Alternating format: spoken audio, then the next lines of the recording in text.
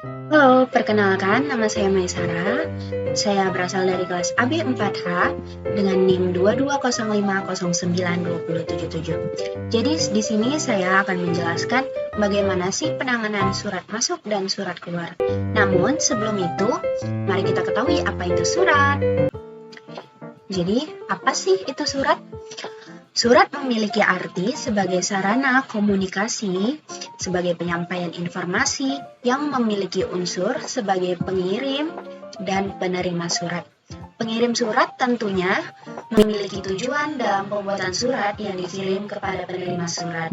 Surat memiliki berbagai jenis dan macam sesuai dengan kebutuhan dari pengiriman untuk penerima. Kemudian, apa saja sih bagian yang berperan dalam penanganan surat?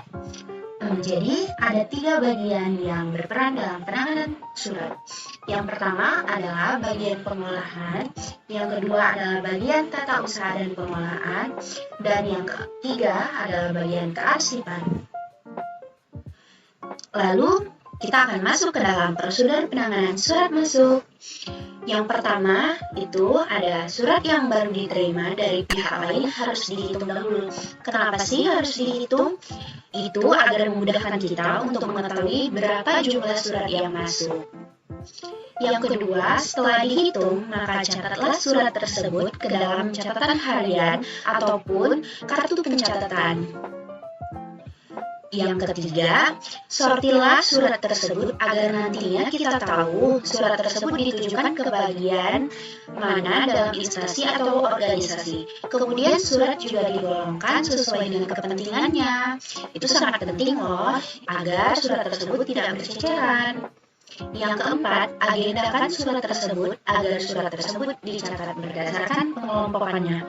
Berikut contoh buku agenda. Dapat kita lihat ada beberapa kolom yang harus diisi sesuai dengan surat tersebut. Maka kalian harus mengisinya dengan baik ya. Yang kelima, setelah diagendakan, maka surat akan dikirimkan ke bagian yang surat itu tuju untuk dibaca masing-masing. Yang keenam, kemudian surat diserahkan kepada sekretaris atau tata usaha. Dan yang ketujuh, surat-surat yang akan diberikan balasan sebelum dilanjutkan penyimpanannya lebih dahulu harus dicatat ke dalam buku agenda pada kolom diteruskan kepada, yaitu pihak yang akan diberikan balasan dari surat yang dikirimkan. Yang kedelapan, sekretaris atau tata usaha melakukan penerusan surat balasan, kemudian melakukan pembukuan ke dalam buku ekspedisi sebagai bukti pengiriman atau pendistribusian. Berikut contoh buku ekspedisi. Dapat kalian lihat ada berbagai kolom yang akan diisi dan kolom-kolom tersebut wajib diisi ya guys. Yang kesembilan, surat yang sudah selesai didistribusikan dikembalikan agar surat tersebut dapat diarsipkan sesuai dengan bagian yang sudah ditetapkan. Dan yang ke-10, surat diserahkan ke bagian arsip agar surat segera diarsipkan. Maka surat masuk sudah selesai diarsipkan. Kemudian, bagaimana sih prosedur penanganan surat keluar? Mari kita simak. Yang pertama, menyiapkan konsep untuk surat yang akan dilakukan penulisan. Nantinya konsep tersebut akan ditinjau terlebih dahulu ya oleh pihak yang akan mengirimkan surat.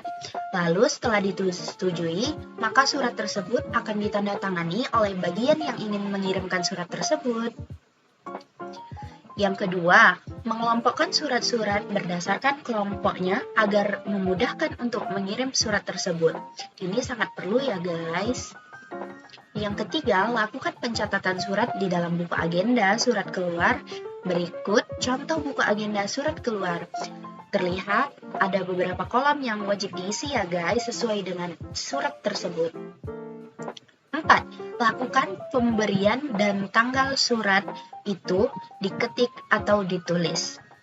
Setelah selesai dilakukan penulisan, maka surat harus ditandatangani oleh bagian yang bertanggung jawab dikirimnya surat tersebut. Yang kelima, lakukan penomoran atau kode pada surat sesuai klasifikasi surat tersebut. Dan yang keenam, jika terdapat surat penting, maka lakukan pencatatan pada kartu kendali. Berikut contoh kartu kendali. Dapat kalian lihat ada beberapa poin yang harus diisi ya guys. Itu harus diisi juga. Dan yang ketujuh, menyampaikan surat asli kepada bagian kearsipan agar bagian kearsipan tahu akan surat yang akan dikirimkan. Yang kedelapan, meminta stempel oleh bagian pengarsipan sebagai bukti tanda sudah diterimanya surat petinggal oleh bagian pengarsipan. Yang kesembilan, surat akan segera dilakukan pendistribusiannya oleh bagian ekspedisi, namun dapat juga melalui jasa pengiriman atau kurir. Dari penjelasan di atas dapat diambil kesimpulan mengenai prosedur penanganan surat masuk dan surat keluar. Prosedur penanganan setiap surat perlu dilakukan agar tidak adanya kejadian-kejadian di luar yang diharapkan.